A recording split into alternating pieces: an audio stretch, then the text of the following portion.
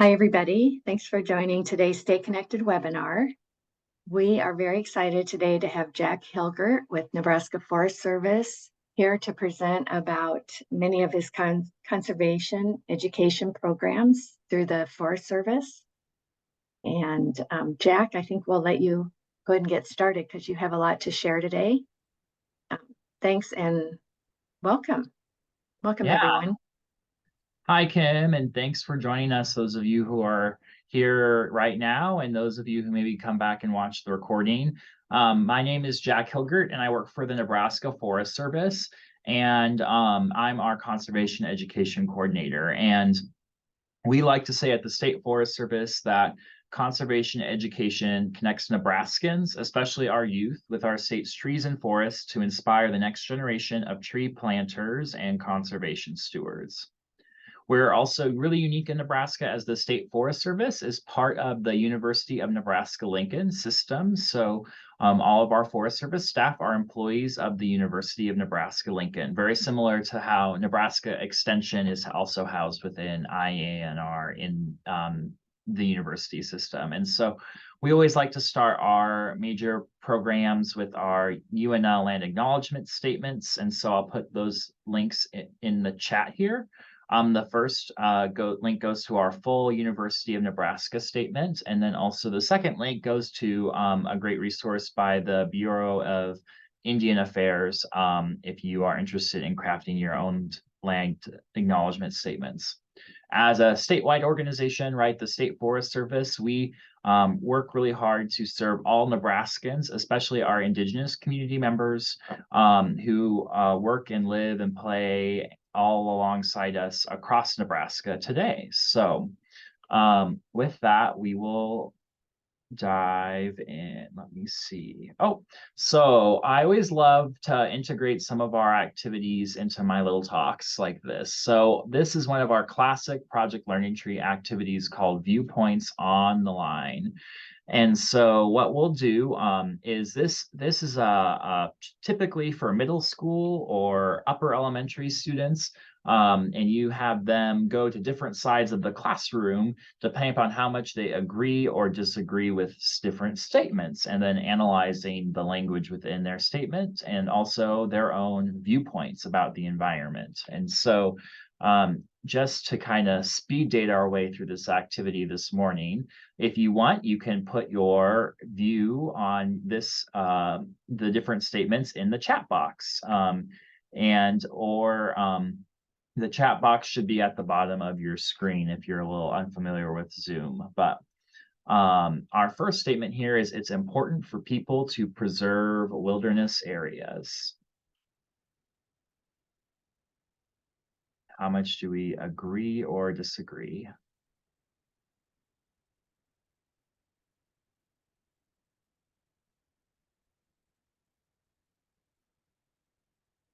Right, we've got some 8s, some 9s, some 10s, right? I'm sure a lot of us today who are joining in are thinking about environmental conservation and preservation, which is really important. We sometimes get foresters who get hung up on that word preserve, just because when we talk about language and agencies and things like that, preservation and conservation are actually different. So preservation is more of like taking a snapshot of a landscape, right? A photo, and then you come back to that landscape 40 years later and it's going to match that photo. Whereas conservation is a little bit more adaptive, right? Thinking of even concerns in our world today, right? Like climate change, that the biological community that exists today may not be the exact community that we see on the land in the future. But the next statement here is damage to the environment is the biggest problem facing humanity today. So again, how much do you agree or disagree? 1 to 10. And again, there's no wrong answers.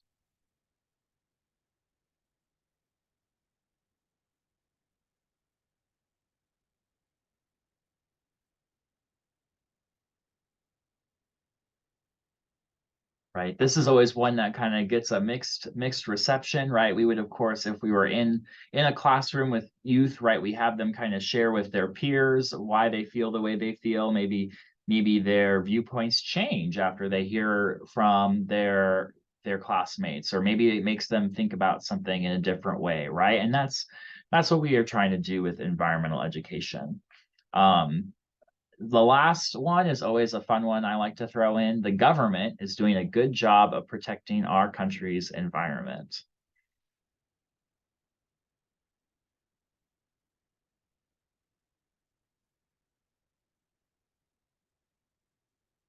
How much we agree or disagree with that one, right? A little bit of self-assessment on our part at the Forest Service, right? But there's always a lot of mixed opinions there too. But anyways, this is just, again, one of our many Project Learning Tree activities. And so our goal with all the work that we do in conservation education or environmental education is to build what we call environmental literacy. You may have heard other terms used before, like scientific literacy, right? People being able to understand science and science terminology and scientific skills. Or even other forms of literacy, like computer literacy, right? Being able to use different programs on your computer or do different processes with the computer. So we have this term that we call across the field environmental literacy, which as defined by the North American Association for Environmental Education, is an environmentally literate person is someone who both individually and together with others makes informed decisions concerning the environment, is willing to act on these decisions to improve the well-being of others, individuals, the society, the global environment, and participates in civic life, right? So that's our whole goal, right? Is we're not teaching how to think about the environment or what to think about the environment, right? We're thinking about how to think about the environment and our environmental issues. And so with environmental literacy and environmental education, we say that there's four key components to environmental literacy. The first component, many times, is knowledge, right? Understanding the physical, ecological, social, cultural, and political systems that govern our world, right? Whether that's understanding how tree rings grow or knowing the types of trees and plants that are in your schoolyard, to even understanding how our environmental laws are written or who governs different parts of natural resources. And then how do we exert our opinions about how those resources are being governed?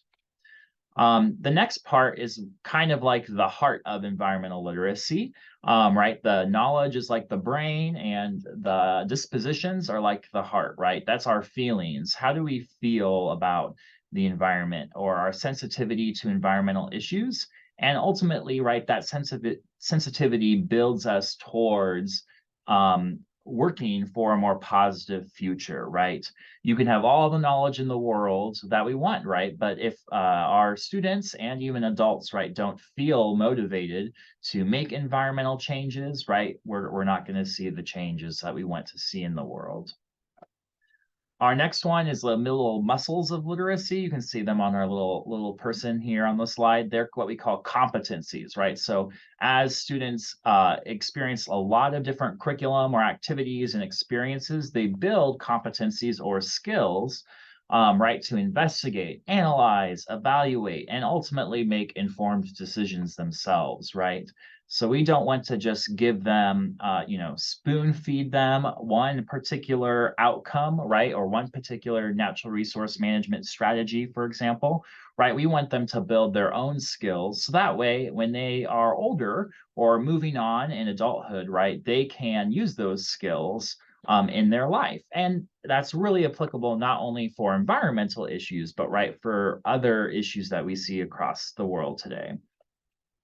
And last, our peak of environmental literacy is what we call environmentally responsible behavior. That's our little, like our hands of literacy, or how do we express that behavior in our world, right? So using that knowledge, that disposition or feeling, and those skills or competencies, right?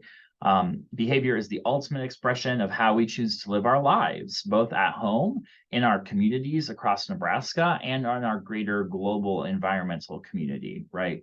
And so that's what we're trying to build in our students in everything that we do with environmental education. So at the Forest Service, we work with a really broad network of partners to inspire the next generation of conservation stewards. We primarily do this through educator professional development, focused on Project Learning Tree and Project WET curriculum programs. We also, of course, provide direct outreach to schools and groups and organizations, or facilitate educational festivals and other events to bring people together to learn about nature. And then we also offer field trips. So we manage some forest properties in eastern Nebraska where groups, again, can bring their students to the forest to interact with the resource and learn about trees and our environment. And then we also provide some technical expertise and support for conservation contests like Envirothon, 4-H, and Science Olympiad. So Project Learning Tree and Project WET are our core programs, though, at the Forest Service, and we work with a really expansive network all across the state to get these programs into the hands of educators and ultimately into the lives of the youth of the state. So if you've joined a program from ours before, you probably have heard about them, but they are comprehensive interdisciplinary environmental education programs. So that very first activity that we did together is called Viewpoints on the Line, and it comes from our Project Learning Tree curriculum.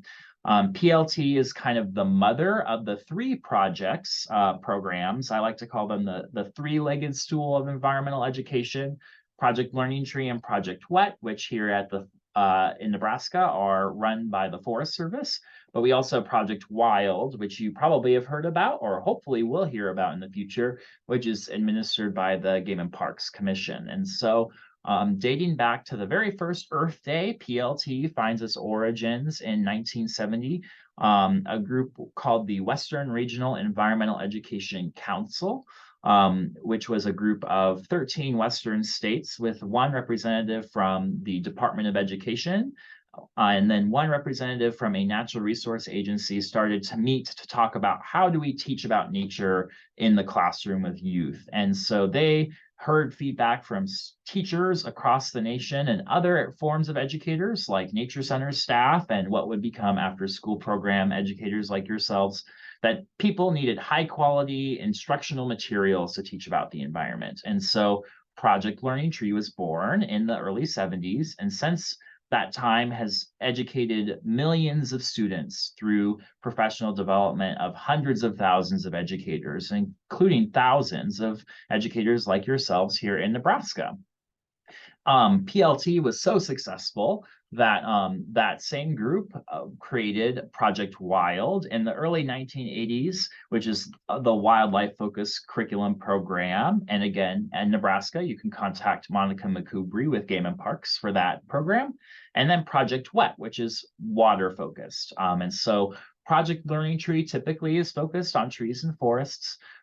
Wild is focused on wildlife, and WET is focused on water. But all three curriculums, their whole goal is to create high quality instructional materials, again, that are non-biased. So they're not persuading political agendas or informing ideologies. They help students learn how to think, not what to think, about complex environmental issues, right? And like we talked about just a minute ago, they build what we call environmental literacy. So students move from awareness, right, early in their educational experiences, right, whether that's in the formal classroom setting or in the after school setting like you might be working in, all the way up through high school, right, towards action. What we say, again, is that pinnacle of environmental literacy. And the great thing is that these are really well-established programs. So they're constantly creating new curriculum modules. We're constantly improving our practice and learning about better ways that we can serve educators, right? Our curriculums are all aligned to the national and state standard frameworks. So it's really easy to justify the use of them in your time. And everything in all of our curriculums has been field tested by real world educators like yourselves, before it goes to publication, which is one of the strongest hallmarks of these programs. So it's not just people like me at the university who are thinking that this would be super fun to do with a fourth grade class of kids, right? Although people like me might be involved in the writing process, right? We always work with real world practitioners like yourselves to field test what we do before it goes and gets written into any of the curriculums that you might get trained in. So, and again, we can't do this at the Forest Service ourselves, right? I'm only one person, and I'm housed in the eastern part of the state. So both programs are coordinated by myself at the Forest Service, but we work in tandem with over 50 partners across the state. We have a really robust network of what we call volunteer facilitators who help to lead workshops in their communities. And we have a 20-member steering committee, which Kim here at the Department of Education actually helps to guide us. And again, we empower educators with the training and the tools that you need to integrate these high quality, non-biased curricula into the lives of our state's children. So I feel like I just talked for a really long time. So if you have any questions or comments, feel free to throw those in the chat.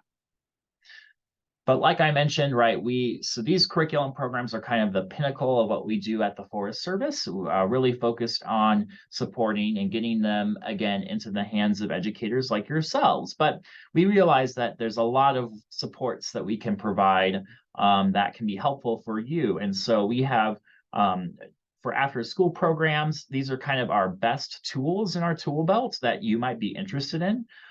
We have educational tree trunks. So there are 10 or 12 gallon size totes that you can check out from partners across the state of Nebraska that have copies of those curriculum resources.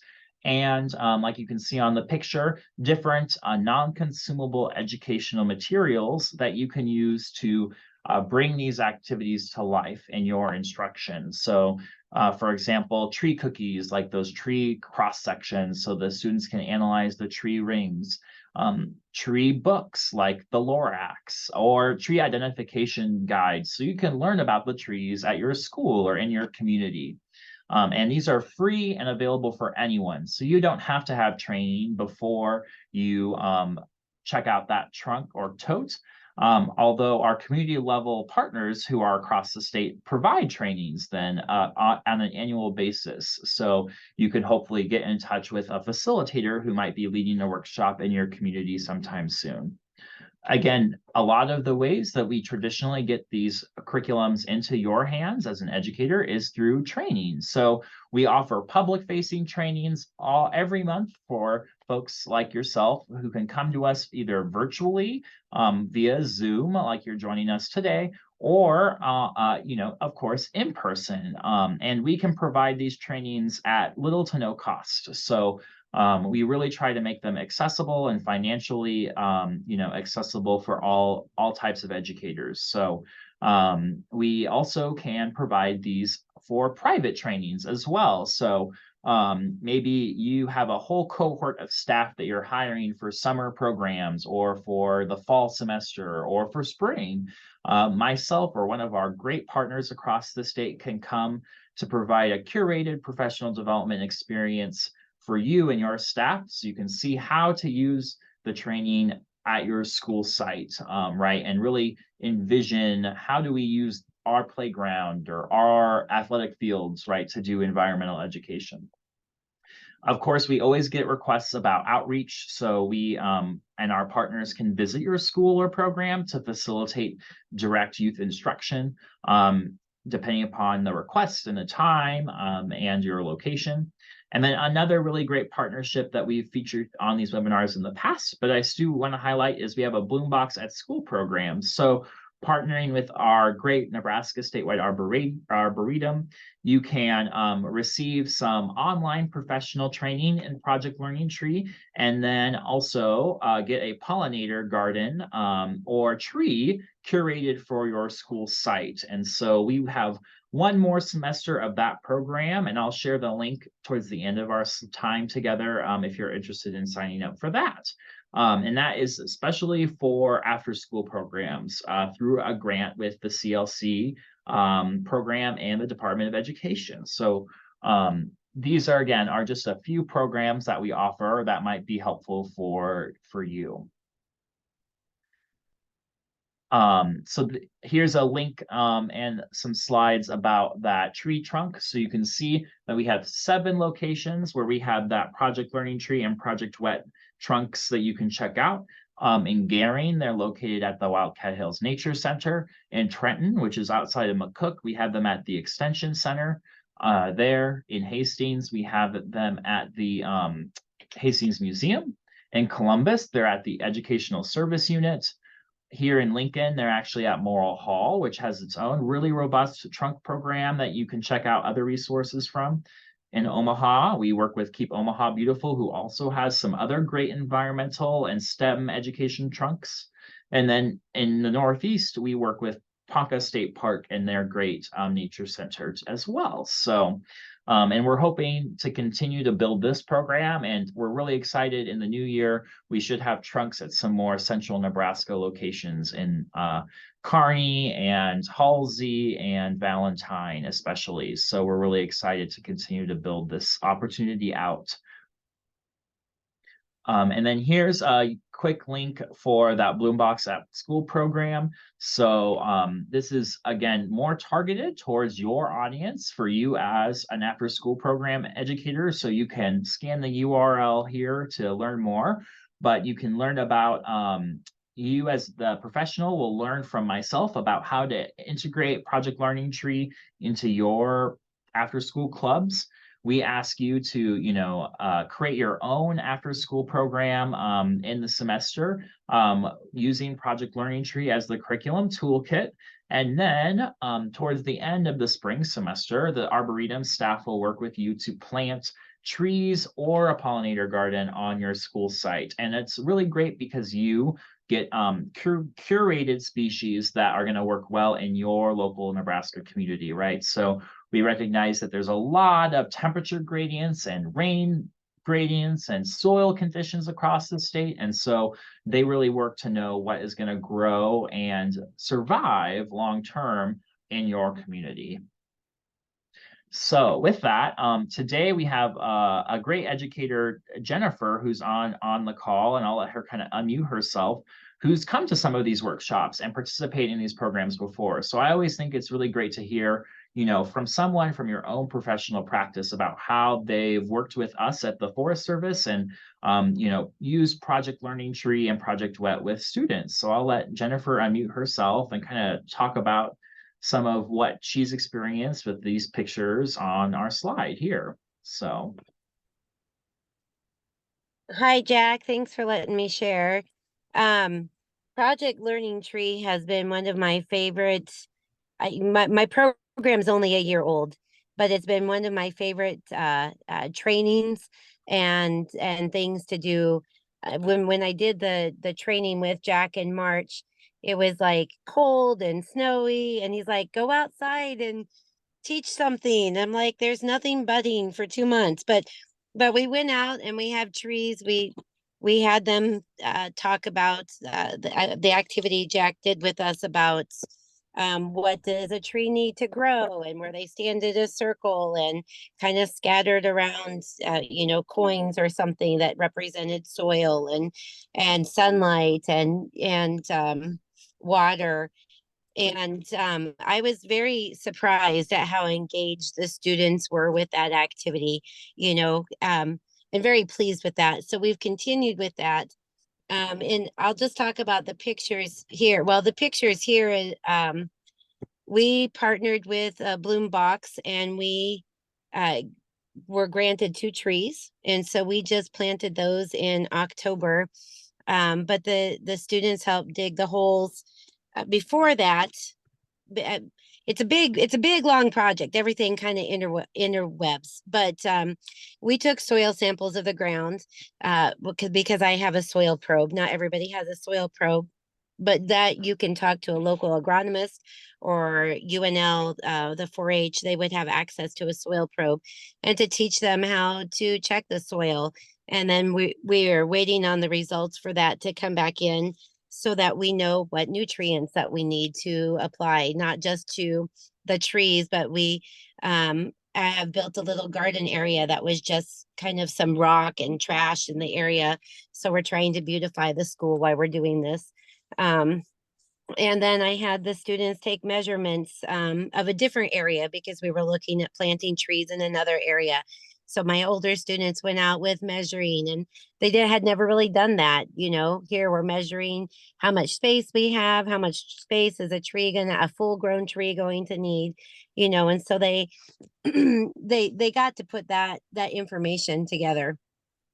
So that is just one of the few things that we have done in the program. Early in the fall, we've taken several nature hikes just around our school area, and one of the parents brought in some catalpa leaves, which are really large leaves, and some seeds. And so then we did leaf prints with them, and the kids took that to a whole new level after, they did several. They used colored pencils, markers.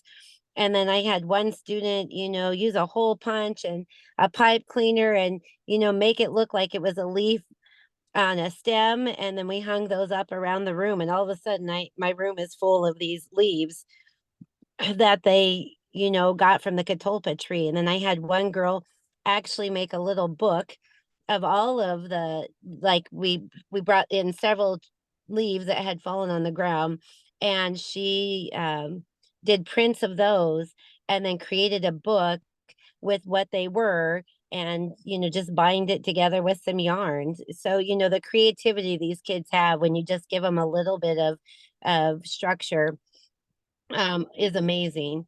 So it's just been a lot of fun. Jack, thanks for your training. I really enjoy the book. There's a lot that we've done and that we're going to be doing as we're looking at planting our garden in the spring. And we are actually today going to do a decomposition on pumpkins, talking about how that goes back into our soil, and what needs, what decomposes the pumpkins and the apples, because we have a few left from, carving them from Halloween. So, which was another pumpkin science. Where do our seeds come from?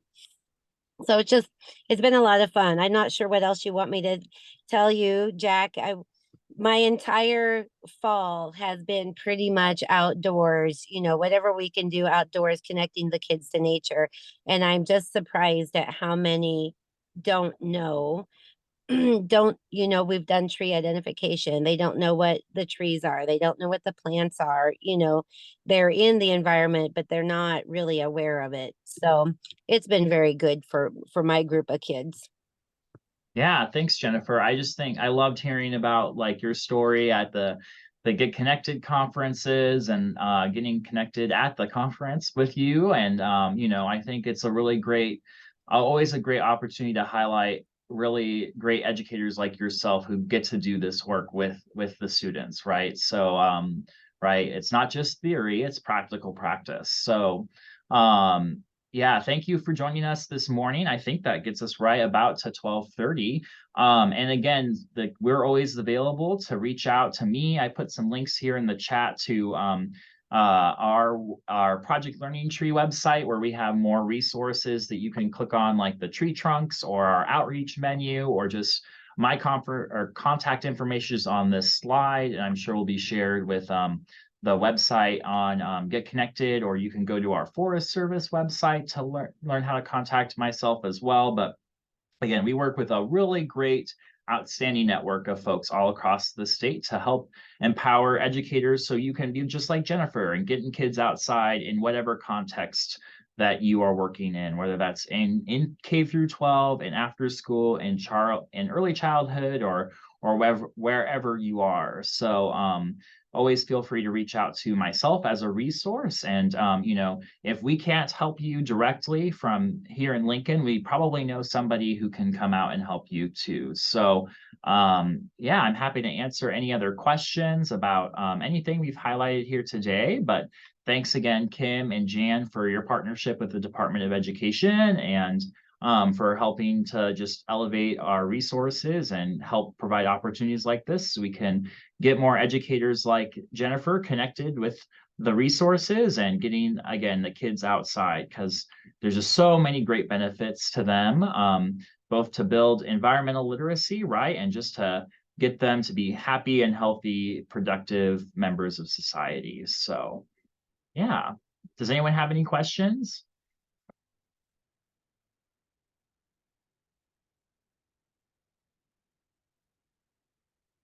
Well, Jack, not hearing Thanks, any, Jack. and I don't see an, oh, I'm sorry. Was someone asking a question?